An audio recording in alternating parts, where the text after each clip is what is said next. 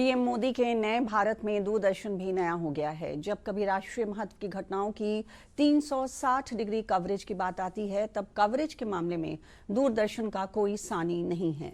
पेश है एक रिपोर्ट।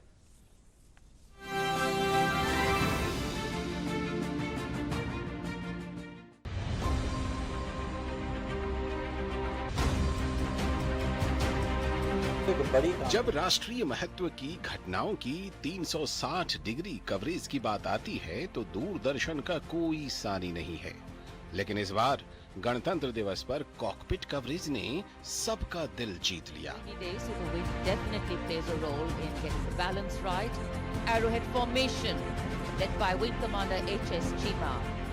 सलामी मंच के ऊपर होगी मेघना फॉर्मेशन। बदलते दर्शकों के पैटर्न के संकेत में डीडी के यूट्यूब नेटवर्क पर गणतंत्र दिवस कवरेज ने अपने टीवी नेटवर्क की तुलना में क्रमशः 2.6 करोड़ और 2.3 करोड़ अधिक व्यूज बटोरे। ये आंकड़े एक साथ दूरदर्शन नेटवर्क की पहुंच के पैमाने को दर्शाते हैं।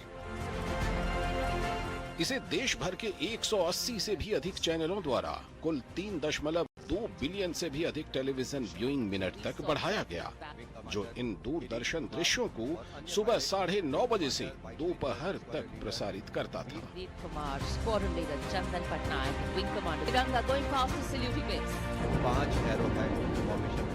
इस ऐतिहासिक गणतंत्र दिवस कवरेज के माध्यम से दूरदर्शन ने America, Canada, Germany, Japan, France, Australia, New Zealand, Saudi Arab, Pakistan और यूएई सहित 140 से भी अधिक देशों में एक साथ अपने वैश्विक दर्शकों की संख्या में कई गुना बढ़ोतरी कर पूरी दुनिया में अपनी पैठ बना ली।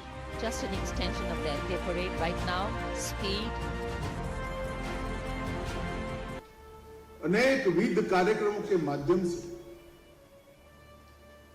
समय समय पर देश को झंझोड़ने का काम किया है, देश को संस्कारित करने का काम किया है, भावनाओं को उद्वेलित कर कर उसको चैनलाइज करने का भी काम किया है और अंततोगत्वा सज्जन शक्ति के संग्रह का भी काम दूरदर्शन ने बहुत तरीके से किया।